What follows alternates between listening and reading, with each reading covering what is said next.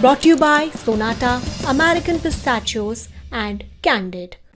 Ashoka university के professor Ali Khan Mahmudabad के मामले को सुप्रीम कोर्ट ने सुना। जस्टिस सूर्यकांत और जस्टिस एन कोटेश्वर सिंह की बेंच ने उनके खिलाफ दर्ज 2 एफआईआर को रद्द करने से इनकार कर दिया, लेकिन उन्हें अंतरिम जमानत दे दी। कोर्ट ने कहा कि इस मामले में जांच रोकने का कोई आधार नहीं है। बेंच ने प्रोफेसर अली खान पर कुछ शर्तें भी लगाई हैं।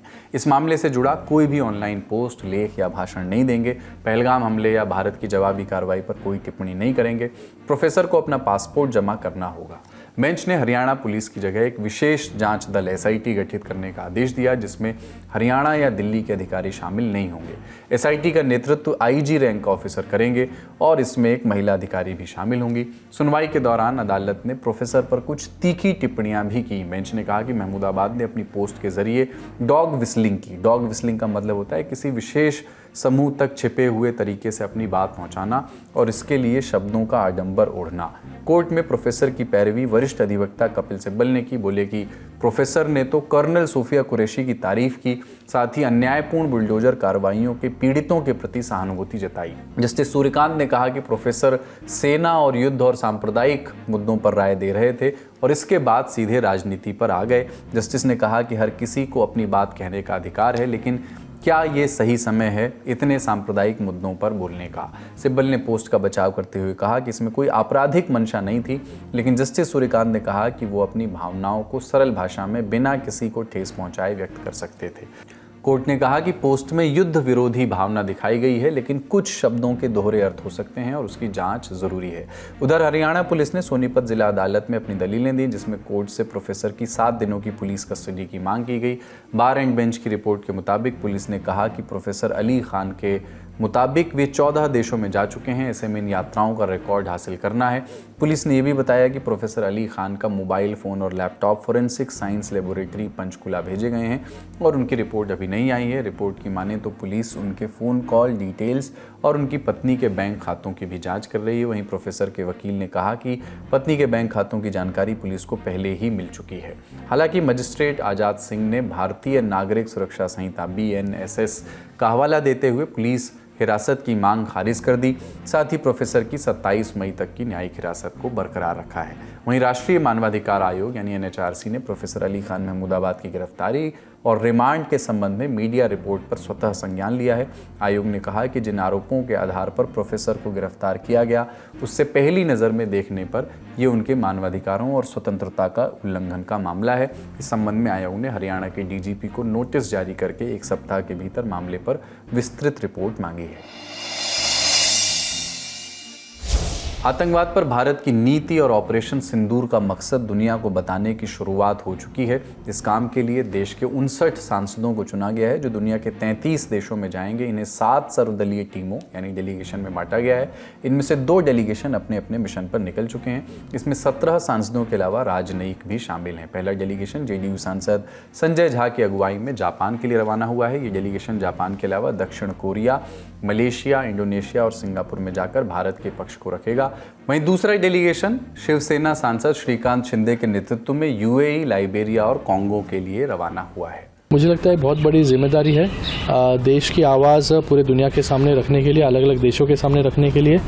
देश का जो मैसेज है, देश जिस प्रकार से टेररिज्म से जूझता है इतने सालों तक, जिस प्रकार से पाकिस्तान टेररिज्म को बढ़ावा देने का काम कर रहा है, अलग अलग संगठनों को वहाँ पे आसरा देने का काम कर रहा है, उनको फंड करने का काम कर रहा है, टेररिज्म को स्पॉन्सर करने का काम कर रहा है, ये सभी बातें हम अलग अलग देशों को जाके बताएंगे। सबसे बड़ा इशू है कि ये आतंकवाद जो है वो पाकिस्तान की स्टेट पॉलिसी है। इनके नकाब को उतारना, ये आतंकवाद कोई वहाँ से कोई 2-4 लोग ऐसे नहीं आते हैं, पूरा स्टेट उसको स्पॉन्सर करता है, पूरा थ्राइव करता है स्टेट के सपोर्ट से। इस बात को पूरे दुनिया में जाकर के बताना। DMK सांसद कनिमोडी की अगुवाई वाला डेलीगेशन 22 मई को रूस से शुरुआत करेगा, फिर स्लोवेनिया, ग्रीस, लातविया और स्पेन जाएगा। इससे पहले विदेश सचिव विक्रम मिस्री ने 7 में से 3 प्रतिनिधि मंडलों को ब्रीफिंग दी। डेलीगेशन ऑपरेशन सिंदूर का बैकग्राउंड, पाकिस्तान को लेकर के भारत की नीति और वैश्विक समुदाय से आतंकवाद पर एकजुट होने की अपील करेंगे। डेक्कन हेरल्ड में छपी शिमिन जॉय की रिपोर्ट के मुताबिक यह अभियान पाकिस्तान के UNSC अध्यक्ष बनने से पहले उसकी साजिशों को नाकाम करने की कोशिश है। दरअसल पाकिस्तान संयुक्त राष्ट्र सुरक्षा परिषद की अध्यक्षता शुरू करेगा। ऐसा माना जा रहा है कि पाकिस्तान यूएनएससी का इस्तेमाल भारत के खिलाफ कर सकता है, इसलिए भारत पहले ही दुनिया के सामने अपनी बात रखना चाहता है। भारत यूएनएससी के सभी सदस्य देशों में प्रतिनिधिमंडल भेज रहा है। सिंधु जल समझौते पर भी भारत का पक्ष रखा जाएगा। जस्टिस यशवंत वर्मा के खिलाफ दायर की गई एक याचिका खारिज हो गई है। कथित तौर पर कैश पाए जाने के मामले में जस्टिस वर्मा के खिलाफ एफआईआर दर्ज करने की मांग की गई थी। सुप्रीम कोर्ट ने कहा कि इस मामले में इन हाउस कमेटी की रिपोर्ट राष्ट्रपति द्रौपदी मुर्मू और प्रधानमंत्री नरेंद्र मोदी को भेजी जा चुकी है। ऐसे में याचिकाकर्ता को पहले उनके पास जाना चाहिए। जस्टिस उज्जवल भुइयां और जस्टिस अभय एस ओका की बेंच ने कुछ और बातें भी कहीं। कहा कि रिपोर्ट में क्या है ये ना तो हम जानते हैं और ना ही याचिकाकर्ता, और आप अभी से एक्शन की मांग कर रहे हैं। हम ये नहीं कह रहे कि आप कोर्ट का दरवाज़ा न खटखटाएं, लेकिन पहले राष्ट्रपति और प्रधानमंत्री को तो कुछ कह लेने दीजिए। अगर वो कोई एक्शन नहीं लेते तो आप कोर्ट आ सकते हैं। इससे पहले सुप्रीम कोर्ट ने एफआईआर की मांग करती इस याचिका को लिस्ट करने की मंजूरी दी थी। कोर्ट ने याचिकाकर्ता एडवोकेट मैथ्यूज नेंदुपारा से कहा कि वो अपनी याचिका के डिफेक्ट्स दूर करें। नेंदुपारा ने सहमति जताई थी। सुप्रीम कोर्ट ने पूर्व ट्रेनी आईएएस पूजा खेड़कर को अग्रिम जमानत दे दी है। पूजा के खिलाफ फर्जी ओबीसी और विकलांग सर्टिफिकेट के जरिए यूपीएससी सिविल सेवा परीक्षा में हिस्सा लेने के आरोप हैं। जस्टिस बीवी नागरत्ना और जस्टिस सतीश चंद्र शर्मा की बेंच ने मामले की सुनवाई की। कोर्ट ने कहा कि ऐसे मामलों में हाई कोर्ट को पहले ही अग्रिम जमानत दे देनी चाहिए थी। बेंच ने कहा कि वो ना तो कोई ड्रग माफिया है, ना ही आतंकवादी है, वो एनडीपीएस अपराधी नहीं है। आपके पास एक सिस्टम या सॉफ्टवेयर होना चाहिए, आप जांच पूरी करें। उसने सब कुछ खो दिया है और उसे कहीं नौकरी नहीं मिलेगी। कोर्ट ने यह भी निर्देश दिए कि अगर पूजा खेड़कर को गिरफ्तार किया जाता है तो उन्हें 25,000 रुपये की नकद जमानत और 2 गारंटर्स के साथ जमानत पर रिहा किया जाएगा। वहीं दिल्ली पुलिस ने अग्रिम जमानत का कड़ा विरोध करते हुए कहा कि पूजा जांच में सहयोग नहीं कर रही हैं। कोर्ट ने पूजा खेड़कर को जांच में पूरा सहयोग देने और अपनी स्वतंत्रता का दुरुपयोग न करने का भी कड़ा निर्देश दिया। कोर्ट ने साफ किया कि अगर वे इन शर्तों का उल्लंघन करती हैं तो उनकी अग्रिम जमानत को रद्द किया जा सकता है। अब चलते हैं दिल्ली की राउज एवेन्यू कोर्ट, जहां national Herald money laundering case में सुनवाई शुरू हुई। ईडी ने दावा किया कि कांग्रेस के वरिष्ठ नेताओं ने 2000 करोड़ रुपए की संपत्ति हड़पने की साजिश रची। ये मामला 90 करोड़ 25 लाख रुपए के कर्ज से जुड़ा है जो कांग्रेस पार्टी ने एसोसिएटेड जर्नल्स लिमिटेड यानी एजेएल को दिया था। एजेएल नेशनल हेराल्ड अखबार चलाती थी। इस कर्ज को बाद में यंग इंडियन नाम की कंपनी को सिर्फ 50 लाख रुपए में ट्रांसफर कर दिया गया।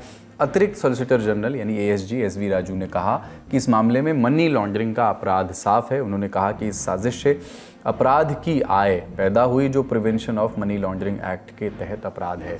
ईडी का दावा है कि यंग इंडियन एक फर्जी कंपनी थी जिसे सार्वजनिक धन को निजी बनाने के लिए इस्तेमाल किया गया और एजीएल की 2000 करोड़ की संपत्ति पर कब्जा करने के लिए भी इस्तेमाल किया गया। ईडी ने बताया कि अपराध की आय में 142 करोड़ रुपए का किराया भी शामिल है जो आरोपियों को मिला। स्पेशल जज विशाल गोगने ने ईडी की शिकायत पर 2 जुलाई से 8 जुलाई तक रोजाना सुनवाई का आदेश दिया। चलते चलते एक ज़रूरी और गर्व से भरी बात, भारतीय लेखिका बानू मुश्ताक को कहानियों की उनकी किताब हार्ट लैम्प के लिए साल 2025 का अंतर्राष्ट्रीय बुकर पुरस्कार मिला है। ये अवार्ड पाने वाली वो दूसरी भारतीय हैं। इससे पहले 2022 में गीतांजलि श्री को उनके उपन्यास रेत समाधि के लिए पुरस्कार मिला था। हार्ट लैम्प का अंग्रेजी में अनुवाद करने वाली दीपा भास्थी भी अंतर्राष्ट्रीय बुकर पुरस्कार पाने वाली पहली भारतीय अनुवादक बन गई हैं। बानू कर्नाटक की रहने वाली हैं, पेशे से एक लेखिका, वकील और महिला अधिकारों के लिए काम करने वाली एक्टिविस्ट हैं। हार्ट लैम्प में 12 छोटी छोटी कहानियाँ हैं जिनमें बानू मुश्ताक दक्षिण भारत के पितृसत्तात्मक समुदायों में महिलाओं और लड़कियों के रोज़मर्रा के जीवन का ब्यौरा देती हैं। मूल रूप से 1990 से 2023 के बीच कन्नड़ भाषा में लिखी गई ये कहानियाँ महिलाओं के अधिकारों के लिए उनकी अथक लड़ाई, जातिगत और सांप्रदायिक उत्पीड़न के खिलाफ उनके विरोध को दर्शाती हैं। बानू की लेखन शैली अलग अलग फूलों से सजे एक बगीचे की तरह है जिसमें विट है, जीवंतता है, भावुक कर देने वाली कटु आलोचना है। उनकी रचनाओं के कुछ अंश पढ़ रहे हैं हमारे साथी दीपक। बानू मुश्ताक की हार्ट लैम्प को इंटरनेशनल बुकर मिलने के कई सारे आयाम हैं। पहली कन्नड़ भाषा की किताब है, पहली भारतीय अनुवादक है जिनको अवार्ड मिल रहा है, दीपा भास्थी। इसके अलावा शॉर्ट स्टोरीज़ की पहली किताब है जिसको इंटरनेशनल बुकर अवार्ड हुआ है। लेकिन उसके कई व्यापक आयाम भी हैं। मसलन अब ये जो रीजनल लैंग्वेजेस हैं वर्ल्ड वाइड, उनके लेखकों को बहुत उत्साहित करेगी कि वो आगे आकर के इन किताबों पर लिखें या उनके बारे में उनकी कहानियों को बताएं। और जो लिटरेचर का एक सेक्शन है जो पोएट्री और नोवेल्स के अलावा बहुत ज़्यादा पॉपुलर हुआ करता था बहुत पहले, अभी भी है लेकिन उसमें थोड़ी कम ऊर्जा देखी जा रही थी वो थी शॉर्ट स्टोरीज़, उसमें लोगों का बहुत उत्साह बढ़ेगा। एक ये बड़े फैक्टर्स हैं। हार्ट लैम्प का एक एक्सेप्ट मैं आपके लिए पढ़ रहा हूँ। ये उनकी किताब में से ही एक कहानी का अंश है कि अरे मैं तो भूल ही गई, मैं आपको मुजाहिद के बारे में सब बताना चाहती हूँ, है ना। मुजाहिद मेरे घर का आदमी है। ओह, यह अजीब लगता है ना, पत्नियाँ ही तो आमतौर पर घर पर रहती हैं, इसलिए वो घरेलू बन जाती हैं। शायद मुजाहिद मेरा ऑफिस वाला आदमी है। छी, मैंने फिर से गलती कर दी। आखिरकार ऑफिस भी तो मेरा नहीं है। मैं इसे और कैसे कहूँ? अगर मैं यजमान शब्द का उपयोग करती हूँ और उन्हें मालिक कहती हूँ तो मुझे एक नौकर बनना होगा, और मैं जैसे कोई जानवर या कोई कुत्ता हूँ। मैं थोड़ी पढ़ी लिखी हूँ, मैंने डिग्री हासिल की है, मुझे मालिक और नौकर की भूमिकाएँ पसंद नहीं हैं। उनका यही विट, उनकी यही कटु आलोचना बानू मुश्ताक को बानू मुश्ताक बनाती हैं। आज का ललन टॉप शो यहीं तक। अपना और अपनों का ख्याल रखिए। देखते रहिए दी ललन टॉप। शुक्रिया। शुभ रात्रि।